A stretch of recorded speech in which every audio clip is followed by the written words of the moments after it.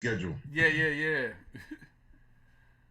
I was talking to one of my old friends, man. He lives in he's a computer tech. He went to MIT and Oh, all that okay. stuff. Are you So serious? we working on some stuff right now. Yeah. So so he's in Croatia. Oh, So wow. he's his one of his best friends is friends with you know who. Oh, wow.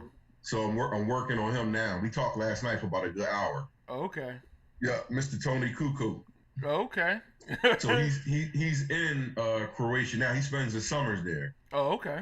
Oh, But that'd be he's in cool. contact with him. So I was like, yo, man, send our stuff over to him and Yeah. tell him to come on the show. He said he likes talking. So Yeah, if he he said like, he's gonna put it together. all right, great. Yeah. That would be So definitely, hold on, let me put the display because screen.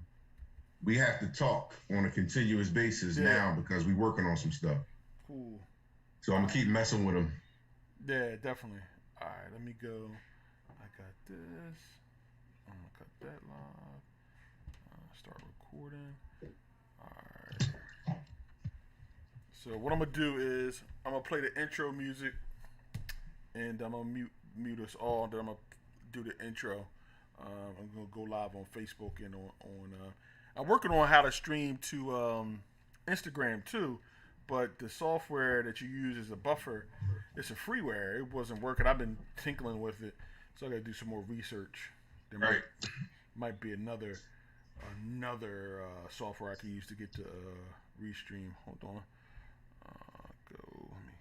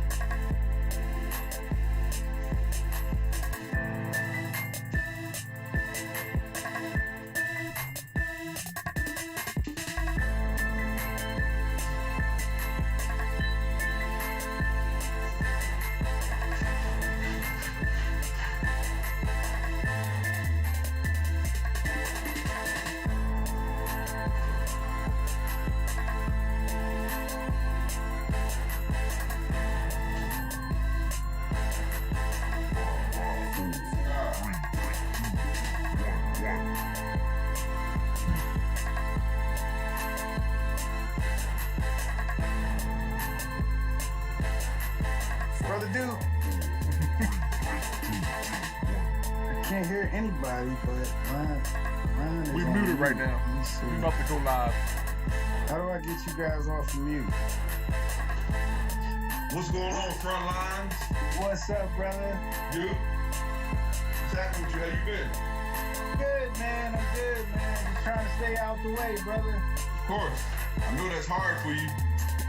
Yeah, man. Listen, I work from home, so I'm cool. I ain't got to get out there and make things happen. My job, luckily, they've been on the internet. Ben had been letting us work. Sports Talk Live for the culture. How's it going, fellas? We have a little What's convo happening? back and What's forth, up, brother? talking about this COVID-19 situation. COVID, Captain COVID. We've been back. We've been live for a minute, but we're back, ready to tackle these issues and get some good conversation and insight. And I have my man Greg James on today, as he is a youth coach. He's been coaching for years as a football coach and runner. I guess you're like CEO of the organization. You're everything. You're a coach, head coach, That sounds about right. transportation, everything you want to do. He handles, Yeah, pretty much. for his team, and moving back and how difficult these times are. So I definitely wanted to bring you on today because we're having a discussion. Everybody's talking, about COVID-19 and its repercussions, just not on everything. Academics, athletics, sports, at the professional, collegiate, high school, and youth level. So definitely wanted to have him in here and discuss those things and give his insights on the situation right now. And we're looking, for the major sports and NCAA. A couple things have come down. The Ivy League has said they're not going to play any fall sports at all. We're canceling all fall sports. The Big Ten has said we're going to right now look to play only in conference games. We're not going to do anything out of conference, anything that revolves with traveling out of the teams that are currently in our conference. We're not going to do. What do you guys think about that? You think that's going to be the way? The Ivy League said no, we're just shutting it down. But the Big Ten said we're going to at least attempt to try our fall sports just in conference. What do you guys make of that? I'm looking at the Ivy League. I think it comes down to revenue. I mean, do they really count on sports revenue at the Ivy League stand? I think that they won't have a problem getting their money from tuition. I don't think that that's one of the biggest things for them. Mm-hmm. So I think they're covered on that side of things in terms of, the bigger picture with the university. Mm-hmm. Now, as far as the athletes, it's a hard pill to swallow. You want to compete. I don't care if it's lacrosse, football, basketball, soccer, field hockey. You want to compete. So for you not to play, it's tough on a young athlete. But at the end of the day, I think that the Ivy League schools, we all know that academics is first. So it's something that they're probably going to get over, right? Because you don't have a lot of people that are admitting themselves to Ivy League schools to get into the professional realm of sports. But you do have them. Yep. So I think that the education is first for them. So it's a little bit easier of a pill to swallow. But on the other hand, you have the Big Ten. We know that these big conferences, they cash cows. Mm-hmm. So the minute that you want to say there's no, fans coming in the stands, then you start automatically counting dollars. You can't go on a road to play out of conference games where that particular team is counting on you to be there because they draw 100,000. So back to the dollar again, right? I think it's kind of cool for them to get creative meaning that we're still going to have football, but we're going to tone it down in terms of going outside of our conference because it's like everything's in-house. Coaches in your conference, they kind of get together more often, whether it's meetings, whether it's Zoom calls. So you kind of have an idea what the coaches are doing with their players. And now you're going to need to know more than ever because of COVID. You got to test, and there are certain procedures you got to follow. So I'm sure that the Big Ten officials are going to keep the Big Ten coaches and the ADs all in the loop, But at the end of the day, people are going to lose money just because of the conglomerate that the NCAA is. I wonder if they would try to also follow the professional leagues, but it's going to be interesting because the NCAA has this quote, this shamateurism as they're there to educate students, and this is not a big time corporation. So if you're not bringing students on campus, it's not safe to bring the students back on campus. So I feel students are coming back to campus because it's not safe to bring students back to campus. How could an NCAA school say, okay, it's safe to play football there? Like if we can tackle and do all this, but it's not safe to have your archaeologist major in the dorms, but it's safe to play football and all these other contact sports, field hockey, whatever you want to do. So it's going to be interesting to see how that transpires. I think they're almost forced to bring students back, and plus people are paying this tuition. Nobody's want to pay $75,000 a year for Zoom classes. You send them to school for the experience, right? And especially if you're paying out of state tuition, they still want to charge you out of state, and you're not even down in there. And I brought Greg. Go ahead, Greg. I have 2 words for you: essential and non-essential. All right, so for the Big Ten and the Power 5 conferences and things of that nature, it is essential for those guys to play football because that is a moneymaker. It's easy for the Ivy League to turn it off because they're not generating millions and millions of dollars. That's it. That's the bottom line. You know what I mean? I mean, you take a Penn State game versus Akron or some lower level 1AA school. They probably paid them $500,000 and they probably rake in $10 million. Yeah. Business 101. Mm-hmm. It's only a bad deal if Akron wins the game. That's the only bad deal. So, I mean, I don't know if any of you guys have ever been to a 1AA game. They might have like Penn has a 60,000 seat stadium at Franklin Field. They'd be lucky to get 10,000 people in there. Right. So, they're not making any money off of it. So that's why they're doing it. And that's why those type of schools will play like Nebraska, Oklahoma, whatever for that cash, for that money to come down there, take a beating, but you walking away with $2.5 million, or $1 million. As you should. So it's okay to get lumped up, right? Yeah, no doubt. But what will happen is a team like, let's take them like a Morgan State or Norfolk State or somebody like that $400,000, $500,000 will fund their program for the year. Yeah. And what other transportation costs that you got? If you notice, the smaller schools, sometimes, I know Savannah State was doing it for a while. They played 2 ACC teams. They played Miami, then turned around and played Florida State. 62-0. Yeah. 59-0, right? Looked at my bank account, I got extra zero up in there. I got $1 million in there. Yeah. So is it worth? Yeah, because now, I can fund my basketball program. I can fund my underperforming programs that don't generate any revenue.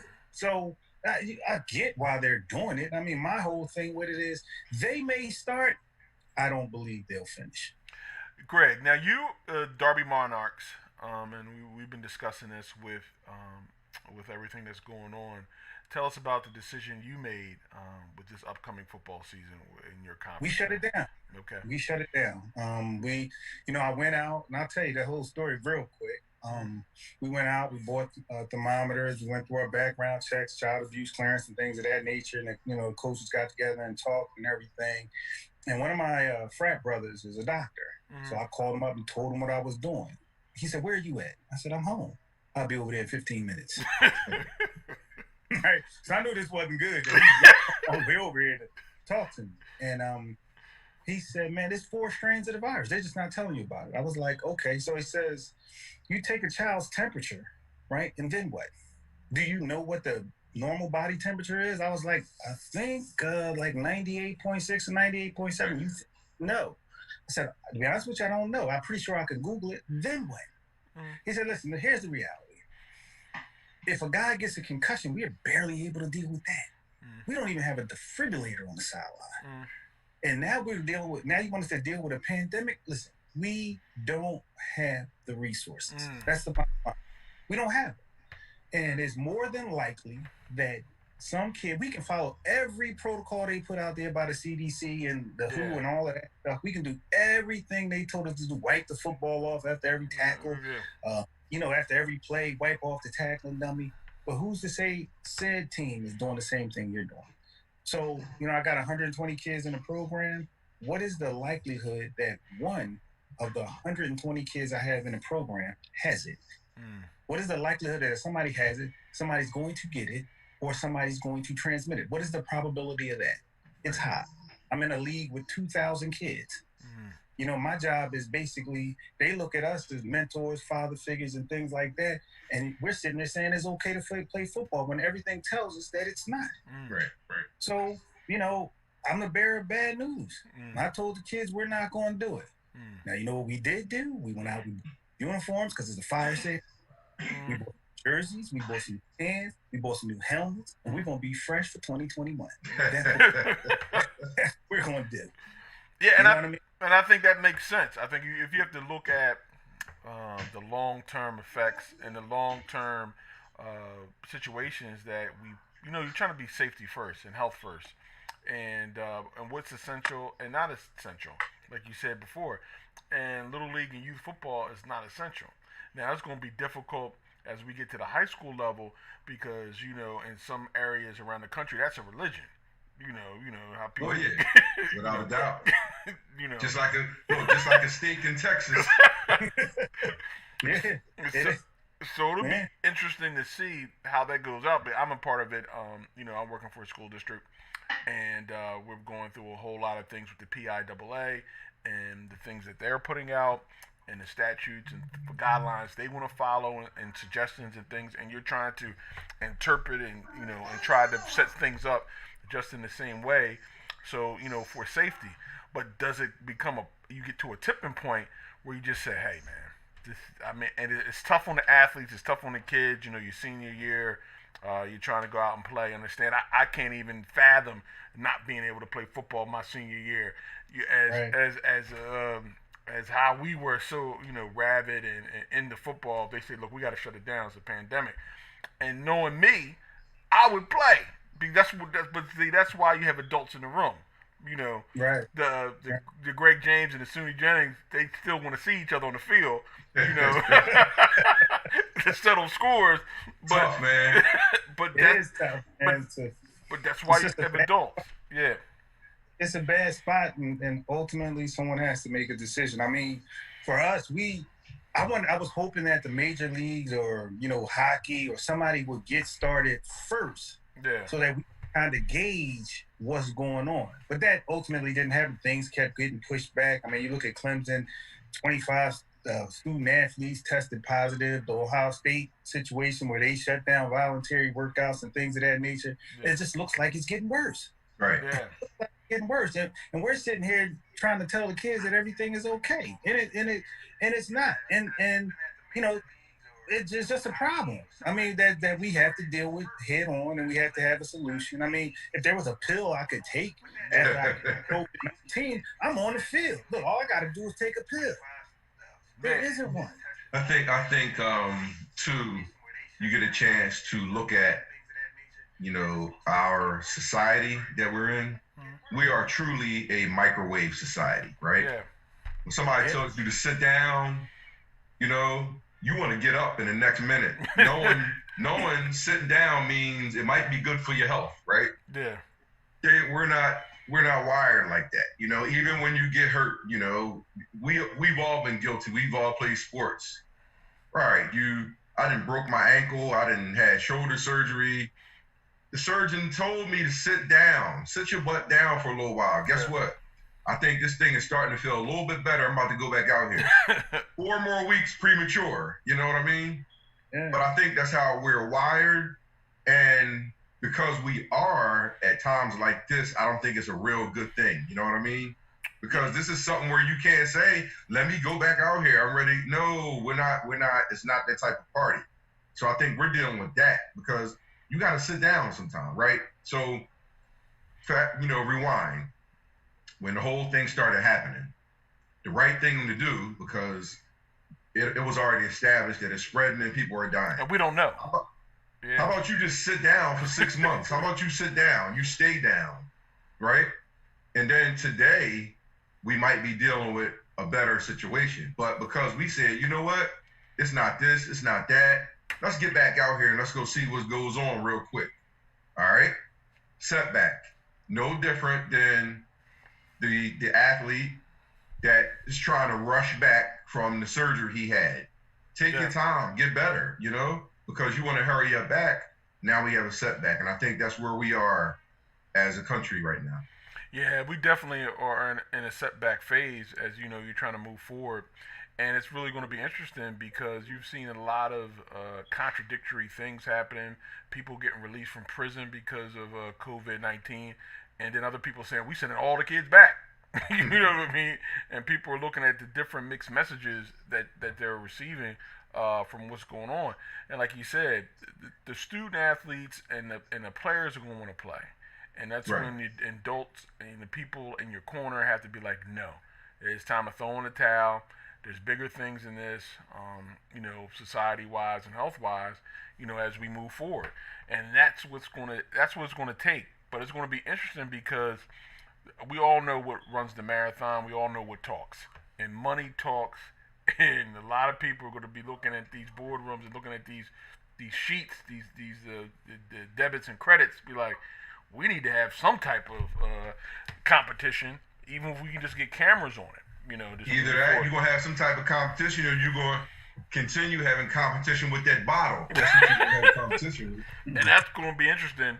We take a look it's going to be interesting to see how it plays out. I know the Union played a soccer game the other day.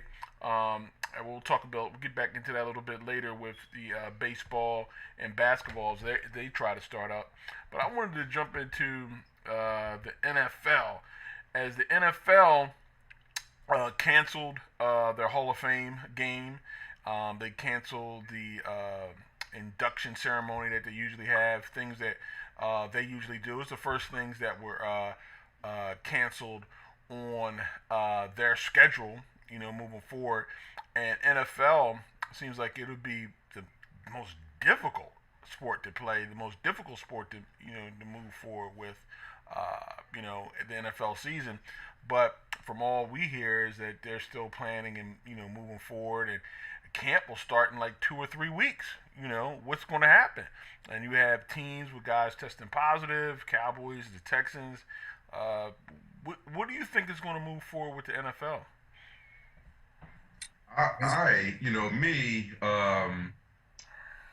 For one, I don't see any fans. Forget about the fans being there. Yeah.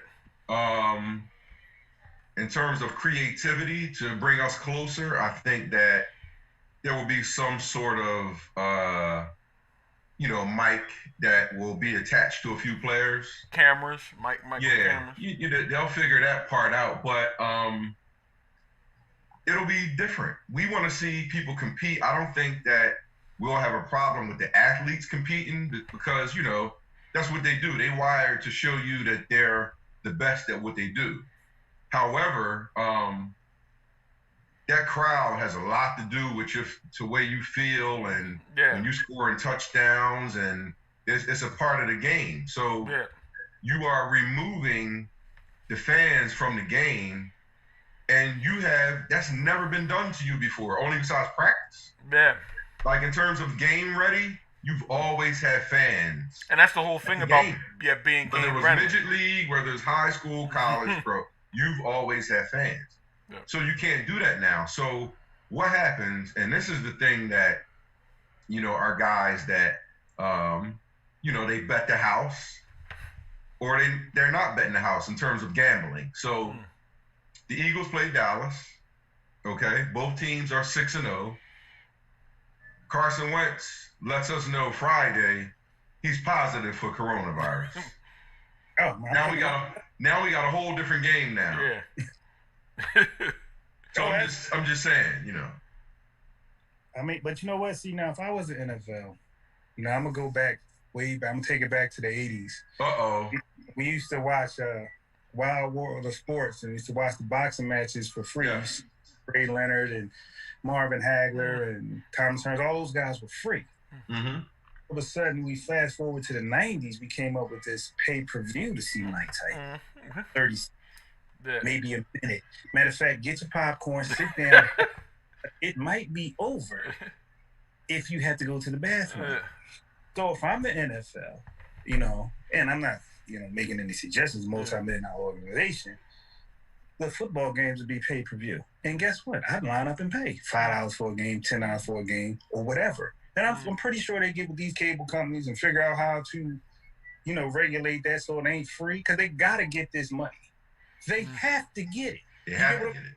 Yeah, and we you can't say I made $15 billion. Well, it's kind of always because they have the games on the cable channels, which you have to pay like paid subscription. I think what they're trying to be leery of too is that during this era where you have this pandemic and people are out of work and things like that, they don't want to see like they're trying to get a money grab too. Like they're kind of like it doesn't come off well. Well, I get that. It definitely doesn't come off well. But guess what? I never went to an Eagles game for $100. I couldn't afford it. Yeah. You get it? I never sat on the 50-yard line. The only time I did was at a preseason game when the tickets were dirt cheap and nobody wanted to go. And they give them to you, yeah. So basically, Greg, what you're saying, Greg, is you can pay the $10 to watch this game. You can go get a 24-pack of wings. You can go get you a 12-pack. Yep. And there go your $100 right there. I'm still under cost, bro. There's no line for the back. Yeah. Right? Instead of a $15 beer that's 20 ounces, I can go ahead and get me a case. I can get my own wings. You go down to the Giant, a pack of wings is $10. And you ain't got to worry about that $40 parking fee to park. And then there's another $60 to $65 depending on where you choose to sit at in the game. Yep. So for $10, I am in. And all the way in. And I think that is the win-win. Now I'm not making any suggestions. I'm saying, but who wouldn't pay? Yeah. Right. Remember, we're old enough to remember. Oh, I paid for out-of-market teams anyway. I mean, I had the NFL package before I got well, you're in a different category. But think about you're a Dallas fan, so it's different. So I remember the Eagles games were blacked out. Yeah. You remember those days? Yeah. Because they weren't coming to the stands. Yep. Oh, you don't want to the stands? You can kiss in front of the world. You get what I'm saying? So they cut people out before. I mean, it's a different circumstance. It's a different time. And unfortunately, they have to generate a buck because they have to pay these people. So, I mean, you got to do something. You know what I mean? And people will pay. Unfortunately, they will. They'll put that money up, and then everything is not a complete loss. And it'll be interesting to see how they try to get revenue back. Like you said, the $35 drinks won't be there in the stadium. In the parking that they get, just the tickets for the suites and everything along those lines that they sell to businesses and everything. It'll be very interesting to see if they do something along those lines, or if they do give you like, okay, we got the 3D, 4D package for you. You know what I'm saying? You got people just watching the game regular and high def, but we're gonna take it to the next definition. The whole nine. And it'll be interesting to see how they move forward in handling this. But it's going to be difficult, I think, because you just don't know. Everything's up in the air. Right. The unknown is always difficult, right? Yeah, and that's just going to be the part where a lot of people are just going to be taken aback. And what do you think about the players? And I'll get into this in the baseball, because when we get to the baseball piece, but baseball has a thing where you can just opt out and still get paid. They can say, look, I'm just not feeling this. but you still will get your compensation if you opt out not to play because of COVID. I wonder if the NFL will do that moving forward, because some players may just say, look, the juice is not worth the squeeze when you're talking about this COVID thing, moving forward. And we got some shout outs soon. Oh, shout them out. We got Mr. Andre Hayes. What's up, brother? Hey, what's up, Andre? Deron Woods, Seattle. He's a big Seattle Seahawks fan, alumni, West Virginia State University. We just got off a Zoom call last night. Okay. So we'll be catching up. West Virginia State. Mr. Christopher Ransom, alumni as well. Just got Zoom call last night. Kenny Troy's in the building. What's up, Mr. Kenny Troy? What's up, Kenny? Ozzie Smith Bay, the Wizard of Oz.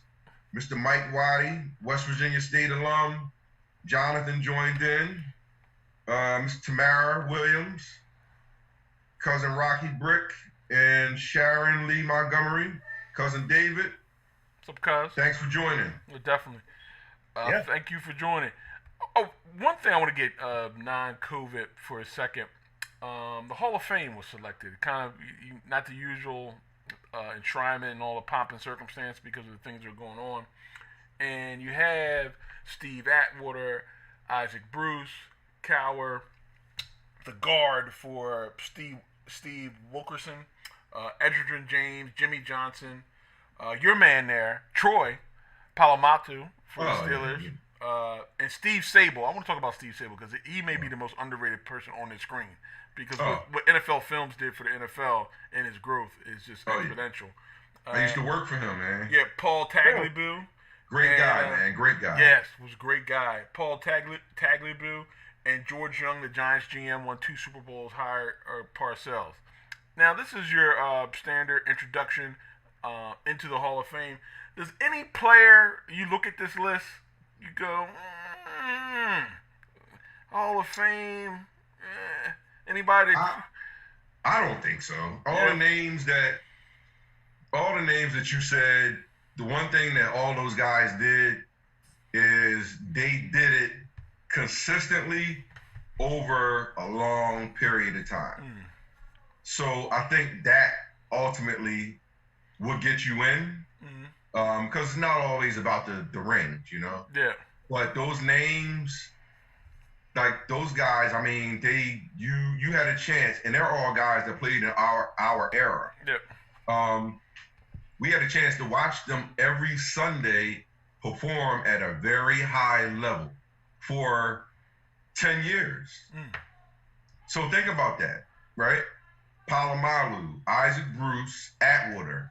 Like, nobody, when those guys were picked up, even in the draft, there was no other player coming in for them. They're stuck there, And the only reason why they're going to get out of that position is when they get old. Yeah. So that tells you a lot right there, And I think that you ran across those names. I mean, now I don't have a problem with not one guy on that list, man. No, you got some horses in there. Got some horses. So yeah, it took Atwater a long time because safeties kind of don't get into the Hall of Fame. Right. Position, man. That's an undervalued position in the NFL. Absolutely.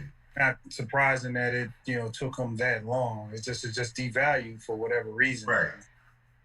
And I just want to get back to Steve Sable. I think one of the things about the allure of football and what it's grown to be had a lot to do with NFL Films.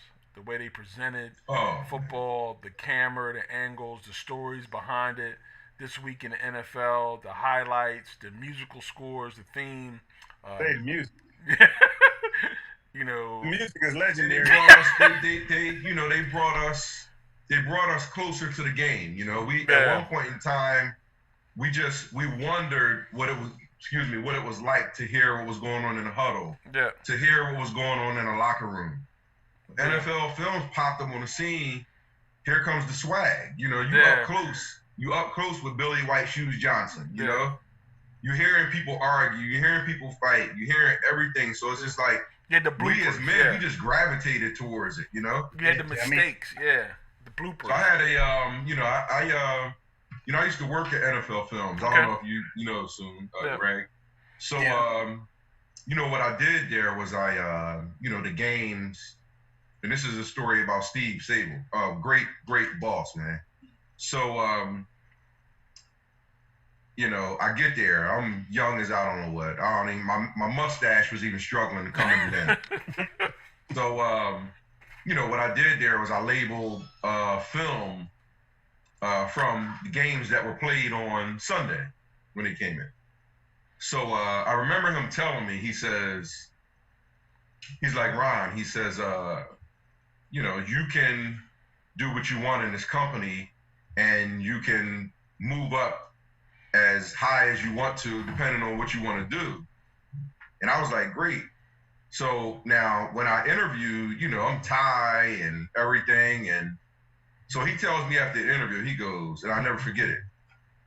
After I got hired, he says, I don't want to see you wearing those clothes you got on here, around here. So, you're young. You're like, okay, Thai, dress pants, shoes. He was like, we don't wear those type of clothes around here. I was like, oh, this is my type of party right here.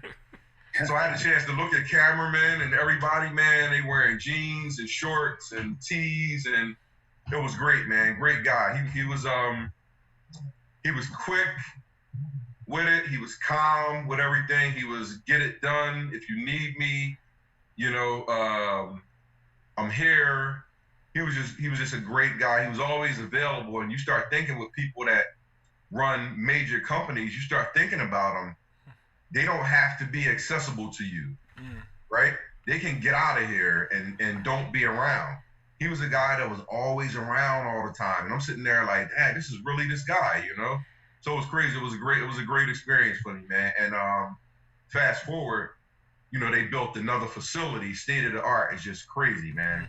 Crazy him down and his there. father Right down. were tremendous, and just the music, the way they put the songs that you hear, the Raiders music. It was legendary, man. I mean, that guy would love to have sat in the room and talked to him. His vision for that. I mean, he brought characters to life like Lester Hayes. And you're like, what's sticking? What does he need that for? Like, wait a minute, does it really work? And then, it's just that they brought the player to life. They did like they brought the living room. And because we knew why that they called Mean Joe Green. The game. The thing about football was everybody. You didn't really see them. They had helmets on. They had the expression, but he brought that out. Right. And I just remember one interview he was talking about. Look, I want you to get this shot. You're just going to follow the ball. And the guy was like, "You want me to just focus in on the football?" He's like, "That nobody just wants to see the football." And Steve Sale was like, "Look, I want you to when you go to we want a cameraman on the football for these games, whatever." And some of the best shots are just the ball spiraling in the air. You know what I mean? Yes. Like on plays in slow motion. Definitely how they're doing it. And it's just he was just a great visionary. And this football wouldn't be football where it is financially and TV wise if it wasn't for the Sable family. Absolutely. It definitely would. I remember the catch with Lawrence Taylor when he tackled somebody. He got up and was just like, man, you got to do better than this. And he walked away from him.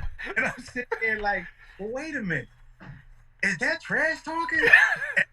He was like dead serious, man. He wasn't smiling. He wasn't doing anything. And it was trash talking before we knew what trash talking was. Yeah. You got to do better than this. And he just walked away from him. And I'm like, hey, man, that's what I'm going to do. I'm going to go out and I'm going to talk trash, not knowing that, that little caption, that little clip right there probably invented it. Yeah. It probably went on, but somebody brought it to light. And that guy he's a visionary. Yeah. So, he's light years ahead of his time to put that stuff together and see how it sustained and where it's at now. Yeah, and it all came together. It was, I think, it was kind of impetus for videos, like videos and the whole video era and the video. It was like NFL Films was doing that. They were putting this sport to music. They were putting this sport to entertainment, to drama, and just the backdrop, the theatrics of it. How what they put to it, like it was like, wow, man, that was going on behind the scenes and everything like that. You just hearing it, it was like, wow, you just got hooked on football, and it just generate the revenue beast that it is today. And speaking of revenue, somebody got a contract. Two words. I got 2 words for you, but go ahead. Dude, Patrick Mahomes signed a 10-year extension, upwards, deal could be worth $503 million. Stop lying, man. Making him the largest contract in sports history, the Super Bowl champion and MVP, signed through 2031. 2031. Wow, I should be retired by then, hopefully. And he's signed a 10-year deal worth $477 million and can reach up to $503 million with $141 million plus injury guarantee. CBS insider Jason Lockenforth reported the 10-year extension will be guided by mechanisms that ensure the quarterback's annual salary never drops below a certain cap threshold. In other words, he will always be above a certain percentage of NFL salary cap. So he signed a long-term deal. What do you guys think? The Chiefs made the right move. Did Mahomes make a right move? It also is a whole bunch of things he can't do with this contract now. A whole lot of physical activities he's barred from doing. I can't say it's the wrong move because it's it's a $470 million contract and $41 million guaranteed. But I mean, I'm a numbers guy. I audit for a living, so all I do is run numbers. So you take Kirk Cousins' contract, $84 million, 3 years. Matter of fact, it's $100 million, but he has $84 million guaranteed. It's a 3-year deal. 3 years. So I got 10 years at $141, at least guaranteed money. Yeah, if I get hurt, yeah. If you get hurt, that just averages out to be $14 million a year for 10 years. That's not. If you look at the breakdown of his contract, the first year he gets $11 million, the second year $22 million, the third year $29 million, the fourth year $40 million, next year $37. Right? It looks good, but they keep saying one word that makes me very suspect. It's team friendly. Mm-hmm. Whereas Dak Prescott's getting $35 million this year. You know what I'm saying? Yeah. This guy's getting guaranteed a $10 million signing bonus now. I got to wait 2-3 more years to get the rest of my money. So that's where I'm at with it. You know what I mean? Like, I'm not going to say it's a great deal. But what happens in 5 years if he wants to renegotiate? You know what I mean? Does he have an opt-out clause after 5 years? Is he able to renegotiate? We got to get behind the scenes to see whether or not that's a great deal. Because Carson Wentz got $120 million with like 80-something guaranteed too. 4-year deal. So in 4 years, I got $80 million. Take me 2 years to get $141 million. They said it was team friendly. It's about as team friendly as Favre was back then. So it's about, and it's actually, I guess he's saying, look, I want to win. You know, I don't want to be in the cap. I want the money. Yeah. Well, guess what? Guess what I'm going to say? Yeah. Yes, sir. I love the deal. And this is why I love the deal. Because you cannot touch quarterbacks. That's why I love the deal. Now, we know anybody can get hurt and we can do this. But we're in a quarterback-friendly league where you cannot plow the quarterback. You can't touch him. So to me, I love it. So what happens is when you say when they say quarterback, it's a friendly deal. If somebody signs me, if I can make $45 million a year, I don't need to make $60 million a year. The reason why I don't need to do that, because I still want to win. So he cannot do this thing by himself. Let's be real. I get that. So I'm going to need some weapons from somewhere. That's why I'm okay with making $45 million a year. I never have to make $60 million a year. If I'm locked in, I don't have to. Because keep in mind, I'm going to need some weapons. I'm going to need them. I can't win by myself. That's true. And we can't forget about that. Now, he can say to himself, okay, well, I want all the money I want. When you try to get all the money you want, guess what? You can't get that running back you need. True. You can't get that receiver that you need. You can't get that lineman that you need. So guess what? Lock me in at $45 million for 10 years, and I'm fine. I mean, in my opinion, I would have been pushing for more guaranteed money. Or just a shorter, go 5 years and come back to the Yeah, because like I said, at the end of the day, you're right. You need other people around you to win. But at the same token, unfortunately, I got to get paid. Yeah, right. I don't want my deal. His deal is backloaded, and if we know anything about backloaded deals, we look no further than Terrell Owens. He played 1 year. We got to renegotiate because he knew, and we know that he'll never see like at the back end of his deal. Right. That's 50 million here. Like year 2028 is 50 million. Year 2026 is 50 million. He's most likely not going to see that. So okay, I just need if I can't get my money up front, then I need more guaranteed. But with that said, right, I got $141 million guaranteed. Yeah. Where do I sign? You can't take that money away. No. You know what I mean? And so it's not the signs for him, and this is just me because we all watch sports. His dad was a pro athlete too, so dad was a pro athlete. So the signs point to now. This is bearing injury.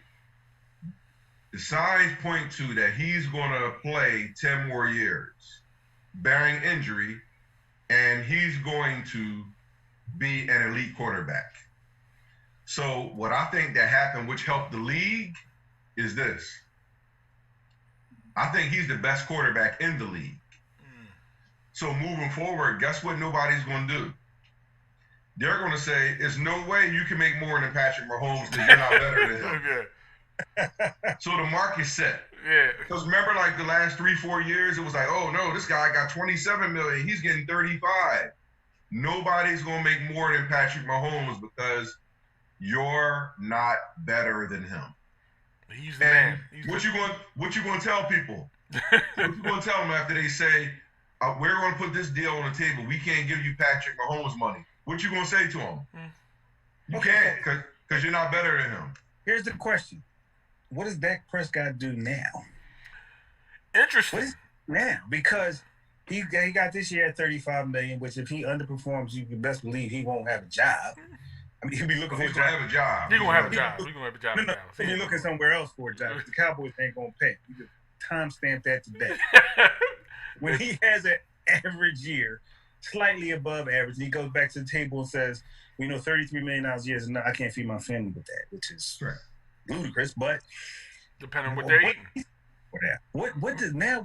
This contract makes it hard for Prescott to come behind.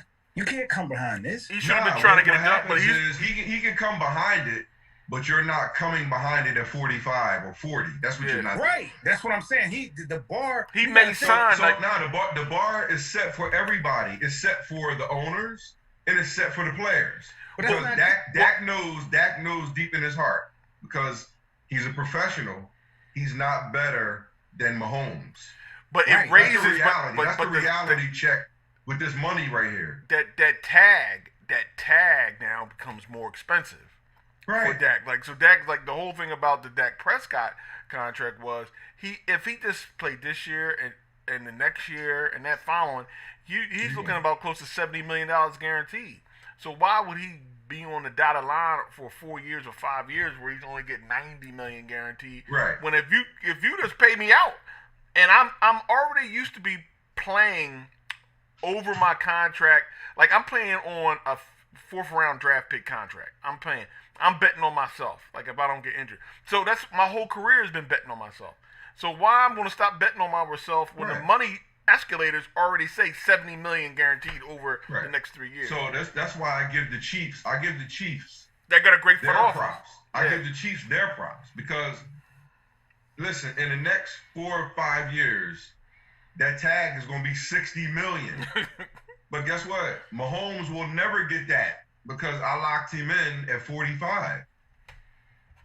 Yeah, but it's backload. See that's I don't know. I think it's bad, man. That tells me that Kirk Cousins is overpaid. He got $84 million guaranteed. Well, we all know Kirk Cousins, but you got to stick. But see, that's what Kirk Cousins stuck to his guns. He said, "Look, I'll take this tag, and then somebody's gonna pay me." Now I got my $84 million. He got $84 million guaranteed in 3 years. Yeah. Carson Wentz got $100 million guaranteed. I think his guarantee's about the 70s, 80s. The contract, I got to look it up, but I think. Yeah, he didn't get. Now when you put it in perspective, you're like, well, wait a minute. He's not getting that much. You know what I mean? You talking about Carson? Yeah.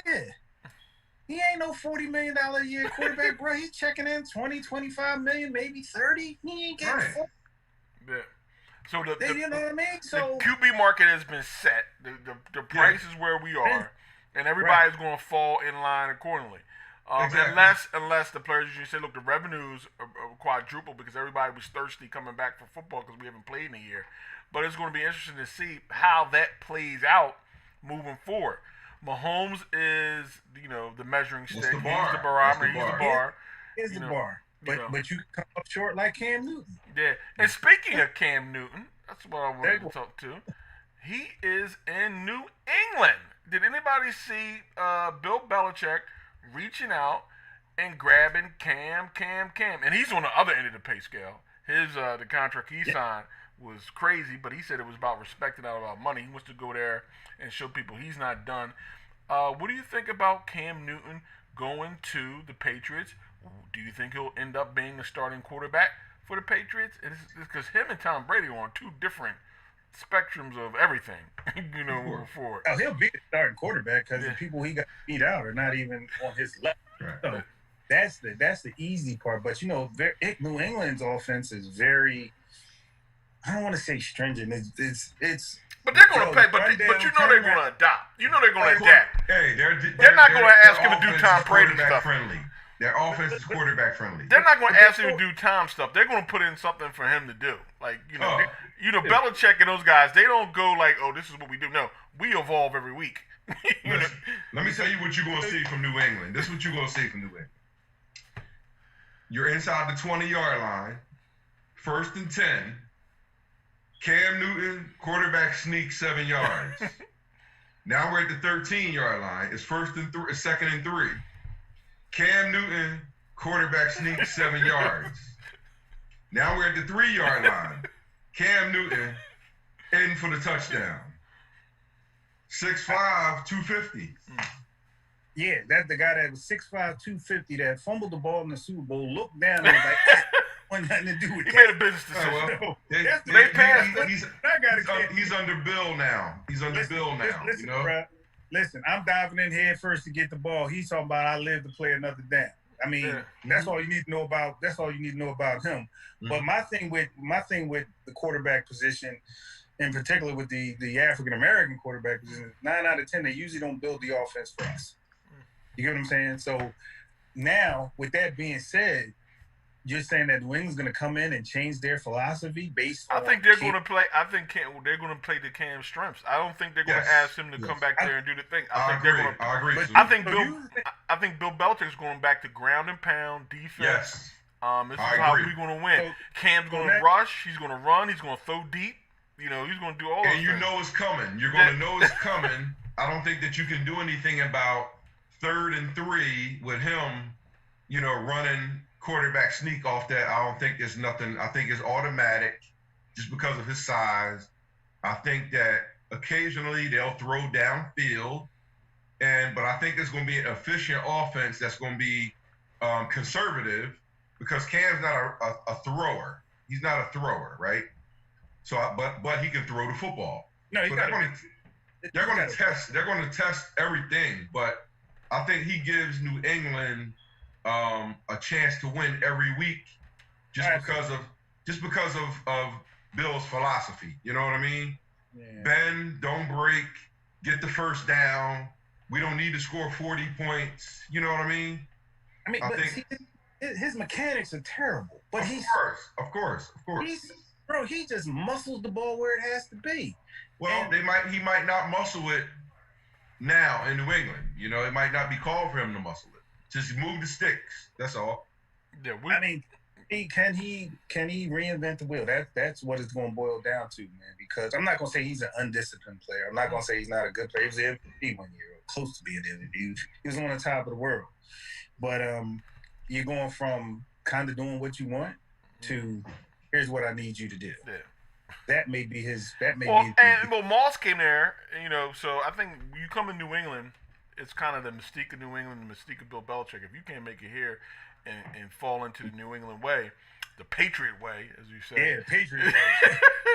The Belichick way, what you going to do? And I think it's an opportunity for him to be like, okay, I'm gonna come to New England. I'm following, the great Tom Brady. I can come in here, and these guys offensively week to week, and we see it week to week.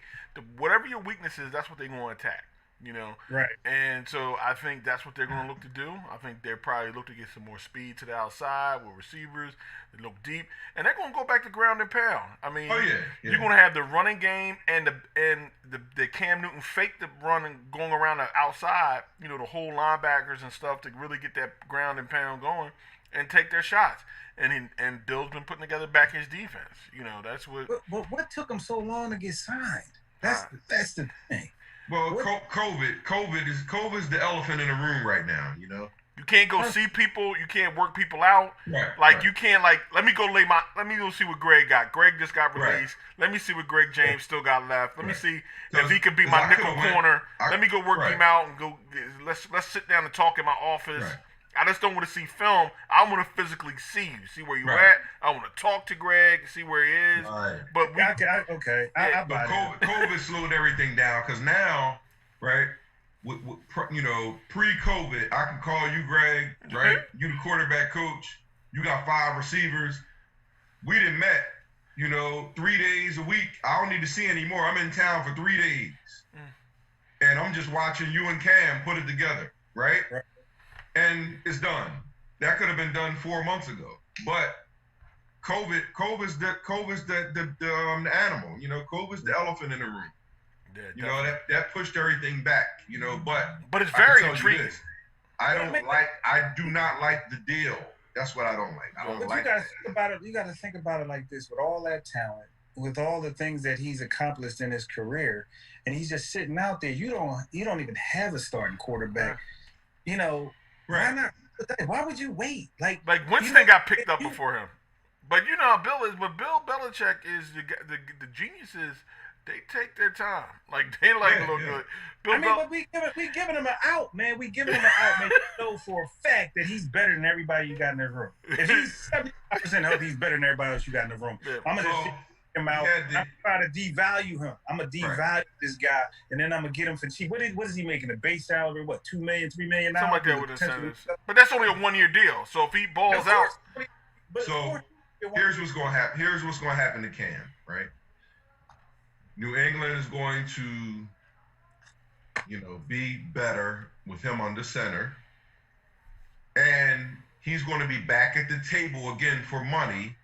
And New England's not going to pay him, right? Because all he has to do is take them to the playoffs, win 10, 11 games. All right, there's your $20 million, right? He's going to leave New England in 1 year. They're not going to pay him $20 million plus a year. So now he's in Pittsburgh after Ben retired.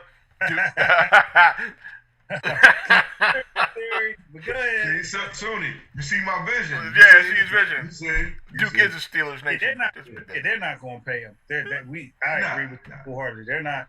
I don't care what he does. So it's a one and done. It's a one and done. Definitely a one and done. Show improve type of thing. He's going to come ready. He's going to get them. Then after the season, he's going to be like, I told y'all I could do it. Yeah. Right. And they're going to be like, all right, the market is set for you to make $22 million, but we got 12 for you. He's going to be like, thanks, Bill. Right. It'll be crazy. New England also got hit with another fine. For some reason, they were... Is anybody surprised? For some reason, they were taping the Bengals. So we need to know what they're doing. The Patriots fined $1.1 million. They loose change to them. Illegal filming the Bengals in 2019. The New England Patriots have been also lose. I believe a 3rd round pick. This is the most. It was supposed to be their fluff before they play a team fluff interview type thing, going down there to get footage. We're playing the Bengals this week, for the TV show. But all of a sudden, those cameras were trained on the Bengals, and they sideline. I don't even know why you let anybody from New England come anywhere near you with cameras anyway. That's what I don't understand. Well, I'm a Philadelphia guy. We've learned our lesson. Cost us the Super Bowl. So you from where? Oh, okay. Let me show you the door. How How about you learn your lesson? How about I learned about 3 of them lessons in AFC Championship game? Yeah. So yeah, let those guys around, man. Listen, I tell you what, they push the envelope. Put it that way. They're gonna do whatever it takes to win. I can't be mad at that though, because I mean, you gotta do what you gotta do. But nah, Greg, nah. Push the envelope, bro. Nah, not the way they do it. Not the way they do it. Did they take the Super Bowls back? Have they ever talked about taking the Super Bowls? They're not going to take the Super Bowls back. You know why they're not going to take those back? Because then Vegas has to give their money back. So we can't do that. Oh. So now we in cahoots with the sports makers and everything as well. Yeah. So then, I mean, it's not cheating unless you won $1.5 million because they won. I'm not. How am I going to get that back? It's already spent. The day you gave it to me, I spent it. Yeah. So that's get that back. Like Houston tapping on the trash cans. You know what I mean? Yeah, speaking. Yeah. Oh, okay. I get it. So the book. I got you. I just wanted to be clear. That's all. Right. COVID-19, as we're talking about again, and I want to jump into Major League Baseball. Major League Baseball is attempting to come back with a 60-game season. The season will feature several new looks, distinguish it beyond its historical late start and short duration. Extra innings will start with a man on second base to avoid long games with such a tight schedule. Offense should see a bump because the National League will have a DH as well. And teams will travel less by playing teams from their 10-team region. East, LA, NL East, Central, LA, National Central. So you're going to play teams around they're close to you in your region. Moving forward, that's what baseball's planning to do. Also, the players who are high risk can opt out of the season and still receive full pay and service time.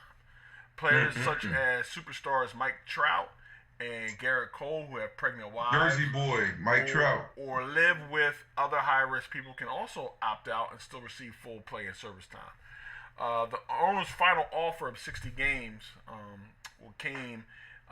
And they were met. I think the point was the owners didn't want to pay them the full prorated rate for the games that were made, and the players were like, "No, the games we played, we want the full prorated percentage of our salary that we would have gotten." And the owners were kind of hesitant for that, and they kept going back and forth. So eventually, they went in and said, "Okay," and gave the players what they wanted, and the players said, "Okay, we'll play and get this thing started." What do you think? Do you think baseball has a chance? I mean, out of all the sports, it's kind of like you're kind of to yourselves. You're kind of spread out a little bit. I don't know how you hold people on first base. I don't know if they talking about that role. What do you guys think about baseball and their attempt to come back? Hey, I'm gonna say this right here, and it's gonna be real quick, and I'm gonna pass it to Greg. Right? The union. Mm-hmm. How you gonna tell somebody that you might not play, but you still gonna get your money? That means your union is off the hook. That's what that means. That means that the players have more power than the owners. Yeah. When you can tell somebody, I don't know if I'm gonna play, and you still gonna get your money. Well, that means you powerful. Well, that was the interesting point because it's either all or nothing. Like the players are like, okay, well, I mean, I'll sit out. This year, whatever. Like the owners are trying to recover something. The owners are trying to get some of that TV revenue money back. That's all they can do. The problem is with baseball, and it's really not a problem if you're a player because the contracts, for the most part, are guaranteed. So you're going to get your money. Yep. You know what I mean? You know what I mean? So whether they perform or not, they're going to get paid. I mean, obviously, you got to go through the fine print. I mean, there's probably something in there close to what they're dealing with now, but I mean they're going to get their money. So I thought that since they couldn't come to an agreement, the owners came in and said, "Is some clause in the contract where you have to play a minimum of 60 games?" That's where I thought that came.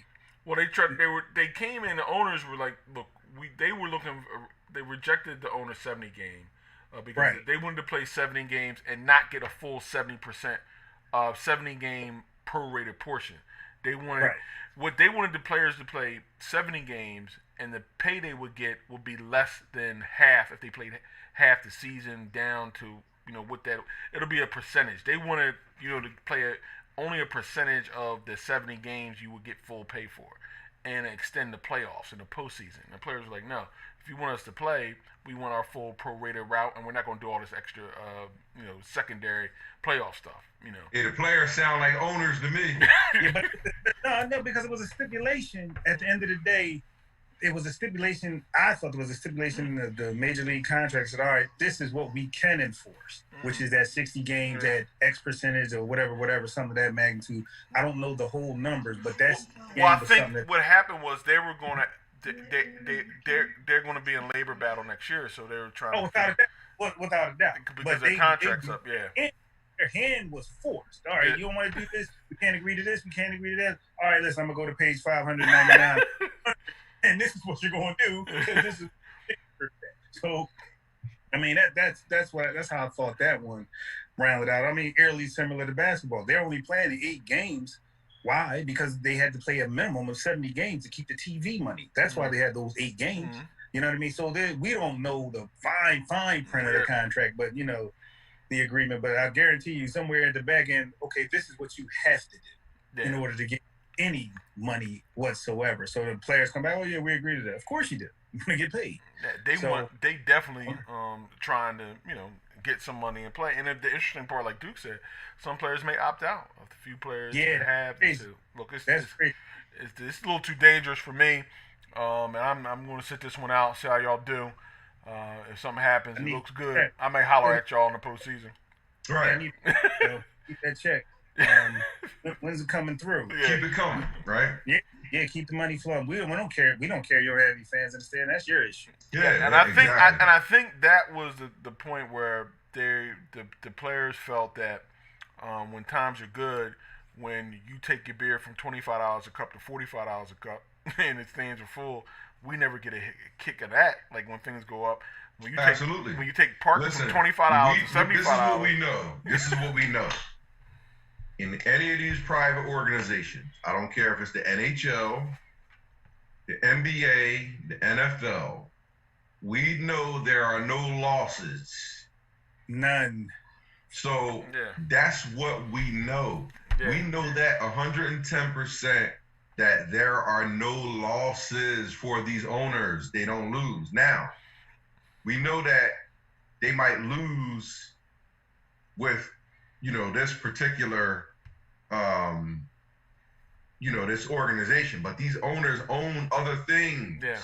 Right. So, okay, the NFL is one of your 15 businesses. Right.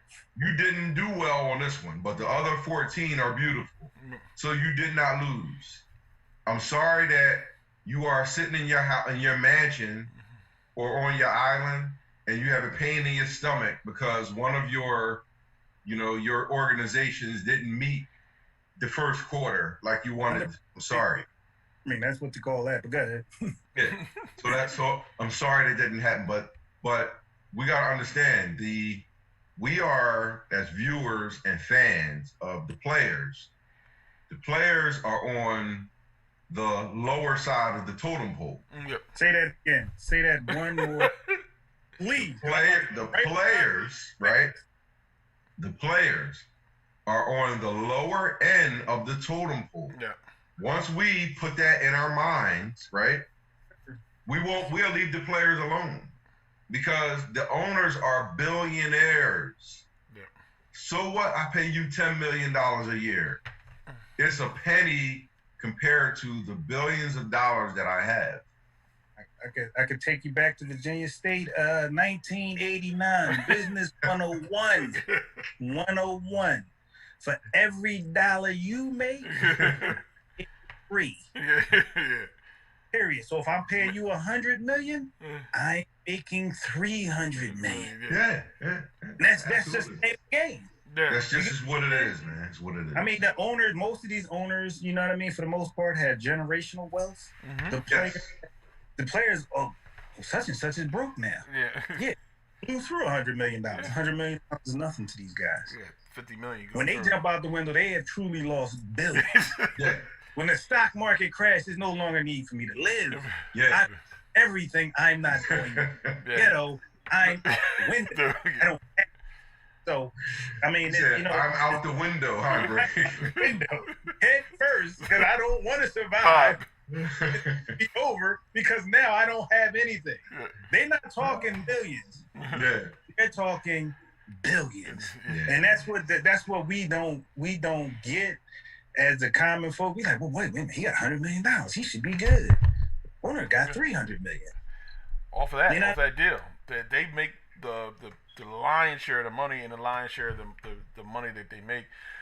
Absolutely. Yeah, they go through and is pretty much sheltered up. I would talk about everybody's reporting to the bubble, NBA. So we got some shout outs soon. Oh, shout them out. Into the mix. We got Miss Sherilyn Montgomery. Thank you for joining. Saha. I mean, I don't know if that's the right way that I'm pronouncing your name. I would love to know, but that's what it is. Cousin Pamela Lee, out in sunny Palm Springs, California. Okay. Near the golf course. Tell Uncle David I said hello. Mr. Myron Beasley, Mr. Bill Morgan, I'm trying to catch up with you. And Terrence Mack, Gloucester County College, Philadelphia Textile All-American, Hall of Famer. What's up, brother? Anwar Amin, West Virginia State University. Miss Monica Harper Austin, where have you been? Man, hey, cuz, how you doing? We've been looking for you. Tara Arthur and Miss Therona Bush, avid Cowboys fan. That's Welcome. right. Sounds like a wonderful human being, a wonderful person. I know that's a highly intelligent individual right there. You know what I mean? Knowledgeable, the whole 9 yards. Those traits. The NBA is back, or trying to get back. They're trying to start the 31st of July. Everybody's reporting down to the bubble. They're going to have no fans, teams segregated into their hotels down there, and they're going to try to play an 8-game schedule to get some seeding and have a tournament for this NBA championship. Now, and they're going to try to, remain safe and have safe practices along those lines. What do you guys think the vibe is with this? I mean, some players are like, man, this is terrible. I'm going to lockdown. Other players are like, look, I'm a basic cat. This is all right. This is good for me, as long as the checks keep rolling in. Do you think this is feasible? This thing is something that can be accomplished with, COVID. What if a star gets COVID? How are you going to maintain? Do you think they'll be able to finish this NBA season with a champion, and then it's a champion that we're going to look at like, okay, they kind of earned it. But what do you guys think? I don't want to be negative Nancy, but my theory is that they'll start. They most likely will not finish because the probability of someone getting sick is more than likely. And it's unfortunate. It's just the world that we live in today. These folks are showing up. Oh, this person has it already. This person has it. That person has it. So then they're going to start playing, and we're just assuming that we're in a bubble. We can't catch it. You know what I mean? Hopefully it works out. I don't foresee that happening, but because someone's going to go outside of the bubble. Soon someone's going to get caught. Just like Super Bowl weekend. Oh, well, we got to be in that hotel by 10 o'clock. Somebody's strolling around 12 o'clock chasing a prostitute. Something's going to happen. It's just the nature of the beast, man. It's just the nature of the beast. Like I said, pent up, like they're pent up. There's something they could do, I got a shorty coming through. Some of these guys are married. Some of them are not married. You dealing with a whole lot of nonsense. You got COVID. You sound like you got COVID on top of COVID. And you're in an area where it's skyrocketing. It's getting worse. It's not getting better. And we're going to go down there and we're going to be fine. That's just fool's gold to me. But I hope they finish. But like I said, I think folks will start. I don't think they'll finish, and I'll stick to that one. I just don't think they will. I think that they should have never attempted to start the league. Why? Because we are still trying to figure things out. Right. We are still trying to do that. So if you're trying to figure things out, why would you jump in 110%? Now, I'm about to give you some game. What I think that should have happened was you grab your marquee players, your LeBrons, your Kevin Durant's, your Steph Curry's, your James Harden's, et cetera, by position. Your point guards, your two guards, your small forwards, your power forwards, and your centers. What you do is you televise competition between these guys, right? You match them up. James Harden, Steph Curry. Let's get some one-on-one. Wow. Let's get some one-on-one. Let's watch y'all work out. Let's get into the life of you guys from the time you wake up, how you lift, how you eat, and let's play one-on-one. Let's go into your life. Let's get some drills going. Let's get some competition going. I think as fans, we've never saw that. We would enjoy that as much as we would a game. Or maybe 3-on-3, like that. You know what I mean? Whatever it is, I think that because now you're dealing with 3 players and a ref as opposed to 12 guys or 15 guys in it. And guess what? We would have been tuning in regardless. Oh, no doubt. No doubt. I mean, or they could have just took a pause. Like I said, like we didn't have 2020. It didn't happen. Like that's right. We're back 2021. We're going to try to give you your years of service, and we're going to try to figure some things out. And we're going to take time to look at the safety precautions and how we moving forward because everything is going to be different from now on. I mean, but they had the same issue as baseball. Their money is guaranteed, so we got to pay these guys no matter what happens. We got to pay these guys. I mean, who knows the fine print in the contract, but at the end of the day, when you say guaranteed, you're supposed to get your money. So, I mean, you think about the petty trades that happen. We got to throw this guy in, and then this guy gets traded, and by the way, he gets cut, but he still gets his money. I mean, that's what you're dealing with when you're dealing with guarantee versus non-guarantee. So these guys are just, the owners, in my opinion, are just trying to save face. You know what I mean? That's when you go back to essential and non-essential. It's essential to them because if they don't generate any revenue, how are they going to pay these people? Yeah. You know what I mean? Yeah. So we got to do something. Let's figure something out. Let's make this happen. And then that's what they're doing. And they're putting people in harm's way. I mean, they know it. But again, the life expectancy of a basketball player, 10 years? Yeah. After that, looking for some kid coming out of Duke. We got the next replacement, Right. The owner sitting up in the box. Matter of fact, I ain't going to the game. That's COVID-19. Yo, man, give me the feed. I'm not. Why would I go? Yeah. Why would I put myself in that position? I want to know. I want to see, like the Mark Cubans of the world show up at the game, sit on the sideline and watch. He probably won't even be there. It'll be interesting to see what owners and what executives are down in Orlando. Yeah. Who's going to show up and who's going to play and make moves? Who's going to be there, like, as we say, who's going to show out? Yeah. I mean, the thing of it is like, and the thing with COVID-19 is like the invisible enemy. Like you think about it when HIV came out and everything, and oh my God, HIV, and then folks started to figure out, hey man, no unprotected sex, no risky sex, no legal sharing, They can't tell you what to do with COVID-19. Yeah. They can't. They don't know. I mean, you think about it. You walk around with a mask on. You go outside, you put your mask on. So if you walk around outside without a mask, there's no people are around. Why do you have a mask on? If you need a mask on, that means that it's airborne. That would be the natural thought. If it's airborne, we're all going to get it. Yeah. So it doesn't. They have to come out. Some scientist, some brilliant guy, or some female, or whatever. How do you get it? You know what I mean? Yep. And then once you can figure out a way to protect yourself, then I think folks can move forward a lot more safer, a lot more comfortable. But right now, where we sit at right now, we as a people do not know how to protect myself. I'm gonna wash my hands, but we don't know how it's being transmitted. You know what I mean? Yeah, and things are changing. It's like a moving target. Like it's constantly evolving. What information you're getting, where you're receiving it from, how contagious. A lot of places try to open back up. Then you're seeing a lot of people getting have caught COVID. And the thing is not about everybody's death sentence. It's about overwhelming the health system.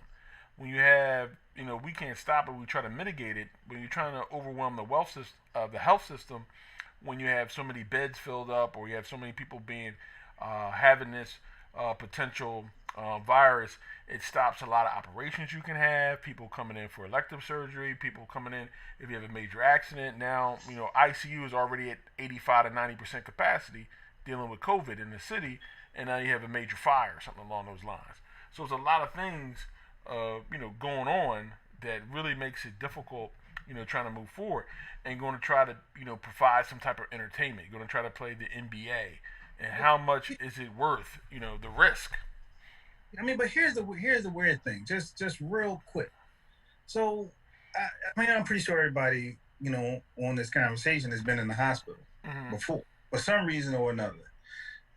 The last time I checked, there's windows in the hospital and they don't open. So someone obviously they're being treated for COVID-19, right? So they're in ICU or they isolate or whatever the case may be. But that air is recirculating. It's not going out and you're getting fresh air in. So you're waiting on a janitor to change the filter in the hospital? Man, listen, I looked up my filter was so dirty, I forgot. I could change it every day. I didn't even change it. Yeah. I just had to look up and see the dirt and was like, oh my God, let me change the filter. Yeah. So I say all that to say, like, this is truly a enemy that we can't see. Yeah, it's a perfect weapon.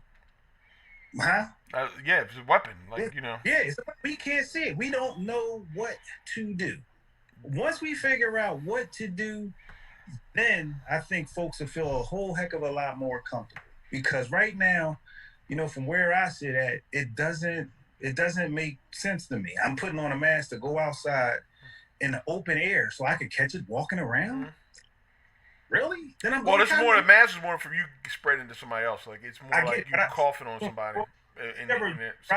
Somebody in a car, they're in a car by themselves. What do you have a mask on? Yeah. Probably they're running between two places. Like they're going from this building to that building. I get that. Yeah. I take my mask off because first of all, it's healthy to breathe your own air. That's number one. That's what we got trees for. I believe that process is photosynthesis. You're not the trees down and you got another set of issues going on. So I'm assuming that the air is fresh. Now, if I'm out and about, and let's say I'm sitting on my steps, and somebody happens to walk by, I'm not going to go run put my mask on. But I'm sitting outside and I'm having a conversation with my neighbor. I'm going to put my mask on, or I'm going to be 6 feet away from him or her. You know what I mean? But does that mean that I'm safe? Hey, Greg, I'm coming to see you. We're going to talk outside. We're not going to talk inside. And you compare that to post somebody battling somebody in a little post. Right. You share. Yo, I'm with the elbow. Bo, I'm sweating. I'm breathing. The fluids, blood, maybe. I don't know. Yeah, I mean droplets. The nose, everything. And come on, man, you huffing and. He's yelling. He's calling for the ball. Get me the. He's yelling for the rock. Get me the rock. You know what I mean? Hey, you a scrub. They call. Come on, man. I mean, it's got to be absolutely nerve wracking. So we get all in there. Everybody gets tested, but guess what? That test is only good for that period of time, that day, that moment, that second, that hour. Because as soon as you get that cotton swab up your nose, walk out, let me go get a grill. I ain't wearing it. I'm just going to go get me so you go get that, that malt liquor. Right? Somebody. Let me get the cotton swab, then let me go get a brew, huh? Come on, man. Listen, come on. You already know. Yeah, so they get that swab and then go out and be careless, quote unquote. I'm just gonna run in the store real quick, and somebody in the store has it. Or you sitting home, you're in your bubble. The delivery guy, the Uber guy or whatever, Grubhub, whatever brings the food, drops it off at the door. You open the door, touch the box. He has it. You got it. Well, they say that it's not as spread as quickly on surfaces, so that's the latest thing. But that could, 2 weeks later, we don't know. We don't know. We don't know. Man, I own so much Clorox right now as we talk. Wash my dish. Clorox. After I wash we always put a little bleach in the dishwater. That's what we always been doing. Thing grandma told me back. Yeah. Hey, listen, they know. Why I was watching everybody go get hand sanitizer and wipes and all this. All I did was go get the squirt bottle, take the Clorox, dilute it a little bit, use my Clorox. I watch all y'all run around crazy while I kept it old school. Yeah, that's all you have to do. I was just loading up on the toilet paper, man. I don't know why everybody else was getting it, so I figured it was necessary. I mean, listen. Yeah, so it's gonna be interesting to see. Hey, what you loading up on toilet paper for? What you think you gonna go like 6 or 7 times? No, man. What happened was, is the inevitable supply and demand. Not with toilet paper. Yeah. You got enough. Hey, you got enough workout shirts. You'll be all right. Hey, listen, man. I had to perform one of those numbers before I really understand. However, I prefer if I had to have some Scots. Yeah, that's how you do it. It was, for me, it was more reactionary than anything else. I went to the store like, oh my God, everybody, what are they doing? You couldn't find water, you couldn't find toilet paper, you couldn't find alcohol. Wait a minute, I'm behind the 8 ball. Before you go, like they've taken everything off the shelf. That's crazy. So you just start to react based off of reaction. When my freezer loaded, I go in there and show you. I got food. Listen, if I had to sit in this house for 3 months, I'm good. Yeah. But for what? Yeah, we have to wait and see. We have to wait and see. But everybody's trying to come back now. It's going to be interesting to see as we move forward. I want to jump into story. Maya Moore. I said Melba Moore, a great singer. But Maya Moore, showing your age, man. Yeah, I'm showing my age. Good God. The WNBA superstar who essentially took off 2 years to fight for justice or cause. Jonathan Irons, who was sentenced to a 50-year prison term for a crime he did not commit. And through her justice ministry, he met him a long time ago, he was recently released. His writ of habeas corpus, where there was a fingerprint at the scene of the crime that did not match him or the victim, that was held away from his defense team, and the rest of the case being flimsy and circumstantial at best. The judge ordered his release. Maya had been working on this case for 2 years, and other things for justice. And it's an interesting story because she is just not. I mean, she was a great player. You know what I mean? She, if you go back to high school, all the way back to high school, it hasn't been back-to-back years she hasn't won a championship. I mean, she hasn't gone 2 years in a row in high school, college, and pros without getting a chip. So she is a tremendous player who found conviction and in a cause. I don't know how much it got, how much play it got, but I just wanted to highlight on her, and it's just a tremendous thing what the power of athletics can do. Did you guys hear about this story at all, or? I'm just hearing it. I've heard of different stories, but this one seems to be interesting. Wow. Yeah. Wrongfully convicted. I mean, but what else is new? I mean, it happens. I mean, just somebody, of her magnitude paid attention to it and decided to get in and help this guy out. All you can do is applaud her efforts. Other than that, he'd be sitting behind jail for the rest of his life. And they met through her family and her family's ministry and incarceration ministry, and just great story, because you will believe a lot of people come up to you and say, "Look, I didn't do this."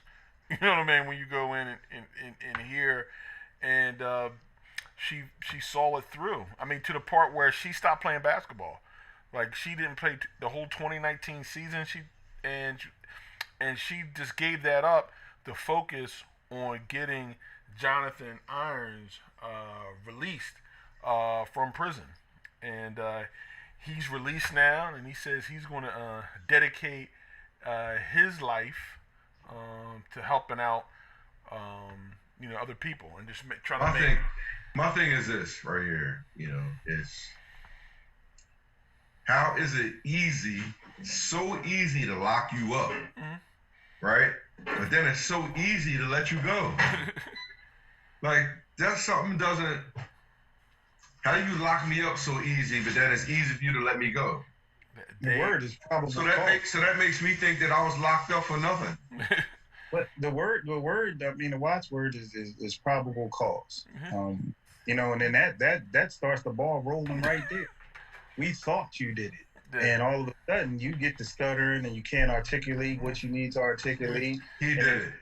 And then, like they said, you get this eyewitness and says, "Yo, he was there." It looked like him, huh? Yep. What does he look like? It's black, low crop haircut, white T-shirt. Oh, you mean standard equipment from North Philadelphia? And then all of a sudden, you don't have the means, the financial means to fight the system. The public defender comes in, looks at the case like, man, listen, you got everything stacked against you. What you need to do, go ahead and plead guilty, right? To spare your life. Plead guilty to something that you don't even know why you there. Right. I mean, it's unfortunate, but it happens. I mean, the question is just like, the real question, like you said, is why? Yeah, and the thing about it, and we had this discussion on here before, the biggest difference between haves and have-not is not money, it's justice. Is justice, which the ability for you to get justice, the ability of you to defend yourself against charges in a system that seems really quick. And I think from with her fighting for this and moving, and people are just, and I think people are just so reluctant to overturn anything because your campaign strategies are, I'm tough on crime, I'm this, I'm that. You don't want to be overturning convictions, but like, oh, how are you gonna get reelected? You're the person that lets criminals out on the street on a technicality. Well, the technicality was I didn't do it. You know what I mean? This person, lied or was pressured, to say something that was an error, or there's a exculpatory evidence that wasn't presented to my team at the time, and my team represent my public defendant who has 75 other cases. So, that he's pushing through. So, I mean, definitely the difference between haves and have-nots a lot of times in America is justice, and how can you get justice? And I just want to, like, for her to dedicate that, to be that great, and usually athletes are so focused and, driven, doing what they're doing, to sacrifice that and to work, for a greater cause is just tremendous. And I think that she definitely should be lauded. I mean, she definitely. Oh, absolutely. Anytime that you see, this is the people get this word platform, they get it misconstrued, right? This is how you use that right here. Yeah. Nobody's paying me, nobody's doing anything, but because I have a name and I got a couple of dollars, I'm going to find out what's happening right here. Yeah. But she has the resources, and that's what it boils down to. Right. Yo, man, this guy looks innocent. Yeah. But we don't have the means, we don't have the resources to put us in the right direction. Right. Because we see it. I can see it a lot of times. You know what I mean? You read story after story, like, whoa, wait a minute, how did that happen? Yeah. Really? You know what I mean? Like, I'm 49. Once they get the mug shot up, and you might have missed the barber, you done. It's over. I didn't got to go that far. Yeah, it's done. Listen, man, I pulled over the side of the road talking. Next thing you know, the cops roll up with the guns. Yo, why you got your gun out? Shut up. Okay. So I get out the car, handcuffed, belly clubbed up on the ground, rummaging through my pocket, looking around, what's this for? So when I get to the crux of the matter, after the walkie-talkie goes off as a shooting down on 72nd Street, they really need to get there. This might not be the guy. I'm like, yo, where did this come from? After the abuse. The lady on the corner at the store, her son got murdered, and she came back and said, I fit the description. I was like, that's a lie. I never got out the car. So outside of being black with a white T-shirt on a haircut. It's not a lie because it's people that look like you. But it's not me, Man, listen, man, when those guns was out, and I'm looking down the barrel of a cop, and I'm like, what are you doing? Right. They're not trying to hear that, man. And that's the scary thing when it hits the fan. Did it? Somebody identifies you, had an eyewitness that said you did it, but you had no DNA, you had no blood, you had no semen, you had nothing. Right. I saw you do it. Yeah. Who can say that you're a credible witness? The judicial should be under attack for things of that nature and stuff like that. I mean, did this man get a check? How many years did he stay in jail? 5 years, 10 years? How many years off his life did he lose because the eyewitness made a mistake? Yeah, right. And a lot of times that comes out of tax dollars that they're restitution. Some people don't try to give restitution. Then you have tax dollars that come for restitution, and then it's really a situation that we try to correct. And I guess the way everybody designed it, it's the system is supposed to be based to really not have innocent people in the system. I mean, that's what the main struggle of it is, moving forward. We gotta get a touch on this. Your boy Deshaun Jackson. We got some shout outs. Oh, shout them out. All right, we got Demetrius Parker joined in, cousin Demetrius. Hey, cuz. Why do you feel that every time that you need to tell us about the Eagles? I don't understand. Why? Why is that? You got JJ Stalin out of Arkansas Razorback. Cousin Vishana Hamlin. Hey, cuz. Michael Iron Mike Starks down at the University of Maryland. Delaware Terrapin. Yup, Turk. We gotta get Mike on the show one time. We gotta get Mike on the show. How are you? Miss Gail Huck. Franklin Giles. Listen, you're down in Florida, right? COVID-19 messed up 2 of my 12-day vacations. I'm upset. But we connected, brother, so we're going to get with you. Mr. Charles Witherspoon, what's up, brother? And Coach Roger Laysad. Hey, Coach. National champion, Cheney University, 1979. Woo. Coach of National Champions 1994, Gloucester County College, 30-0 champions. What's up, Coach? Thanks for joining. And Justice Sweet just popped in. How are you? Hey, Thanks for joining. Cool. I want to jump on Deshaun Jackson, and we often talk about the wrong people speaking. Like we always people talk about athletes having a platform and say something, and we also always get into the point where some people just you don't want everybody speaking. I think this is one of the situations with Deshaun Jackson. It'll be interesting to see. I think he's been fined or whatever for the Eagles. I just want to say one thing. I'm not saying I'm an expert at this. But if you're starting something quoted from Hitler, you might want to back off that. Hey, listen, you're an expert. Go ahead. You might want to you might want to back off that before you. I'm just surprised that he was reading a book.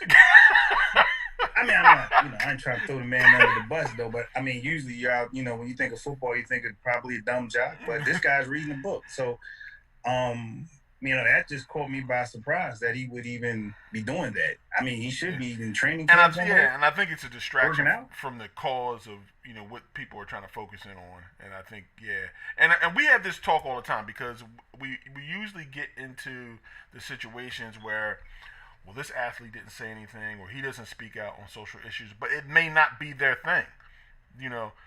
Some are called and some just showed up. And you have to, if that's not your thing, if that's not your forte, and you're not learned, or if you don't have the background or the knowledge or have done the homework to speak on a topic, you can be very damaging and distracting to a cause. And so I think that's the thing we always talked about here, because we had this great big talk about Michael Jordan when they did the show, and how Mike wasn't politically active and he didn't want to say anything. And he was young too; he's 26. But at the time, I said that wasn't his deal. It doesn't seem like a big jump, but you can get wrong individuals with the wrong message, and that can just take things, sideways in a second. And that's what we've always had that conversation on here. It was like, there's 2 things I learned at an early age that you don't discuss: religion and politics. And LeBron James. I for a while mine was religion or politics and LeBron. That's the new one, LeBron James. LeBron.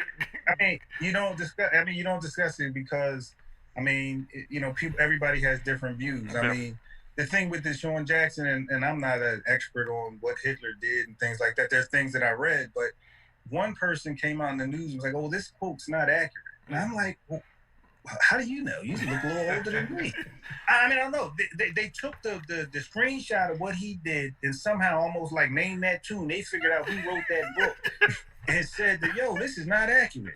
Hitler didn't say this. So, I mean, And that's the era that we live, because so many people can put anything up and attach it to somebody, and you pass it on without. I try to research and do deep research for anything I put forward. I mean, but that's my thing. How do you know? You got history, and then you got his story. Yeah. You know what I mean? So there's two drastically different things. Yeah. I read this book. I read this as a great book. Such and such and such. Oh man, that author's no good. Well, how do you know? How do you know this author? I think, and I think that's why you try to get in the media 2 to 3 sources on something, on a story, whatever, to back it up. I think at least 2, at the minimum 2. You want to go 3 or 4 before you go 4 with something along those lines. But when you deal with accuracy, right? Let's do this. Let's play this game. Mike Tyson has a fight. Me, Sunni, and Duke, we watched the fight. I love Mike Tyson. He pulverized the dude, took him out in 2 rounds. It won't even close, won't even contest. Sunni doesn't like Mike that much. Oh, it was very competitive. It's just something of interpretation. Right, there you go. It's always subject to interpretation, is where I'm coming from. And that's what I have. Sunni doesn't like Mike because Sunni knows that he would lose to Ali. He would lose to George Foreman. The one-eyed man's king of the blind world. I've said that before. I mean, it's just, I say. Don't forget about Ernie Shavers either. The acorn. Nah, you got up, man. The only one that probably gave you some work was Foreman, bro, because he hit hard. Them other clowns, I don't see it. But that's just how I feel. But I mean, hey, we'll talk about hitting hard at another date. Yeah. But you're gonna discredit that old iron hand, that 1970s arm with all the veins in it. You're gonna say that nobody's hitting hard. Ernie Shavers is the hardest hitter ever. That was by George Foreman. That never had to get any pedicures or manicures that felt like hard rock. You want to say that wasn't hitting hard? Okay. Yeah, I'm just saying. It's always. We'll talk later, Greg. We'll definitely talk later on that. But like I said, it's always subject to interpretation. And then all of a sudden, the folks are coming out trying to tell you what he meant or what he thought to say or whatever, and it's taking it for face value. Here's what he said. I'm not agreeing with it. I'm not disagreeing with it. Right. I would have said that. Yeah. What I saw, he didn't say anything. He just look at this quote. This is what I read. Okay, so it's inaccurate. Okay, fine. But now all of a sudden you want to say, these bad things. I don't know if he's a good guy. I don't know if he's a bad guy. I know from where all you can do is put out the interpretation of what you're talking about, and that's why you have media people, that's your specialists. That's why before you hit that send button or post button or whatever, you might want to run that by somebody. That's what I'm saying. Definitely. Listen, the send button is the powerful button in the world. You can't get it back. Yeah, once you put it out in the world, it's always out in the world. It's always out in the world forever. Forever. You can't get it back. You can say I'm sorry, but I mean, you did it. Now the question is, what was the motivation behind it? Yeah. I mean, what were you trying to accomplish by sending out message? That's my only question too. And you know what I mean? Because I do enough reading to be dangerous, but I don't really like to talk about it because people's theories are different. Yeah, and you don't know what you got to know your audience. And when you're on Instagram or whatever, you don't have an audience. Your audience is the world, and different things are taken the other way. And definitely, I just think just stay out of that realm. Look, catch touchdowns. You're a good guy. If you want to help people, do your thing that you know well. Like it's just like too controversial or things that you're saying. You got your programs where you feed kids and things along those lines. Those are what you do. Everybody don't need to be in front of a mic. That's all I'm saying. That may not be. That's true. That is so true. I mean, some of the things it's just better off not said, man. If you feel a certain way, man, and that's what your thoughts and beliefs are, so be it. But it may affect somebody else. I mean, I read the history. Well, it was a saying. Like, it's better to have people think you are and then say and then relieve all doubt. Here's what I found out about the professional athlete. And remember, names will remain nameless. Yeah. Right? So you work your tail off, You have money, right? You eat what you want. You do what you want. After that, you don't have anything else to do unless you run a business, which most guys in their 20s that are kind of wealthy, professional athletes, they don't. Right. That's what you have time to do now. Yeah. That's what you have time to do. So Twitter it. Guess what? That's part of your day. I don't know if it's 2 hours, 4 hours. Some could be 8 because you got Facebook, you got Instagram, you got Twitter, you got TikTok. All right. A lot of these guys have accounts. That's where your time goes. You paying attention to what's going on over here and it's different. And over there because it's entertainment for you, right? And you're going to say some things, you're going to respond to some things that somebody is not going to like. Exactly. So, Sean Jackson, your statements, you could have kept them to yourself. You could have shared them with your crew. It did not have to be public. You can get because somebody might have education gave you some like, well, nah, man, So, I've read that, but that's not false. Here's why, and here's the 2 resources for it. Right. So and once really you decide to put whatever you say out there as a professional athlete, he could have been 110% right. Guess what's coming back? Is some backlash, period. And are you ready to deal with that? Are you ready for the organization to tell you to apologize? Are you ready to receive these calls? Are you ready to receive any of that? That's the power of sending things out.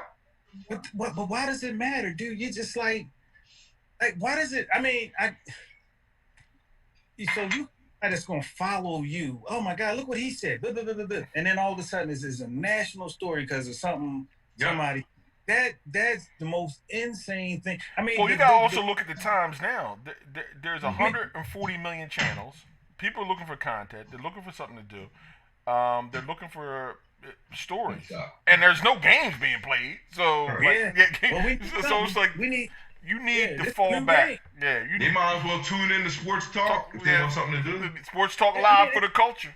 We're here with that. We'll educate you. Definitely. It's just unbelievable that somebody has the time to sit back and follow these people. Like, I'm not on any social media. I've given it up. You know what I mean? Like, it's just, you got voices to these nameless people who say things that are just, you're sitting there like, did you just say that? You know what? I can't respond to that. Because if I respond to that, it's going to be beyond. You have to have the ability to see somebody make a point. And I see this all the time. Oh, I don't agree with that, but hey, that's your point. I'm not going to get into why. I'm not wasting my time debating you on it because I'm not going to change your beliefs. If that's what you believe, that's fine. It's not. I post stuff. And that's you do things, and I do this show to express myself on topics and opinions, and you do learn and everything. But I know a lot of people, when they say something that it's going to be very difficult, like to flip them. Like, and I can't really wait to flip. I can't waste my time flipping you. Like, if that's what you believe, like that's what you believe. But I have facts, back me up. Because if somebody has an idea, you can work with an idea. But a belief, if a man, you never argue a man's belief. If you believe the sky is orange, I'm not going to go out here with these blue shades trying to show you like, no, this is blue. This is not, you don't, that's what you don't do. You don't argue a man's belief. So if that's what you believe, fine, go be it. That's go do it. But fellas, thanks, for tuning in, Greg. Thanks for joining us. Your insight on coaching, and I'm sorry for your season, man, that you're falling back this year, but I gotta keep my eye on Greg, man. I'm watching you, Greg. I'm watching you, man. You on the front lines, man. Yeah, man. It is what it is, man. But like I said, you got parents staring at you, trying to figure out what's going on, and mentally they're not right. They're looking for something. They're looking for something to do with them kids, and you're not giving them that outlet. Hey, listen, they want to drop them kids off. Yo, Greg's daycare. That's what you need. You need insurance for that, man. you don't. They just want to drop them off. That's all. But that's all we are anyway, is a babysitting service. I mean, we don't win a whole bunch of ball games, but I tell you what, you build character. Yeah. You building character. Well, fellas, let me know, Greg, if you're available next week. You can jump back on with some topics. Available. All right, man. I will hit you up. Definitely. Look, Sports Talk Live for the culture. Go out there, enjoy yourself, and stay safe. Peace. It's all love. It's all love. We out.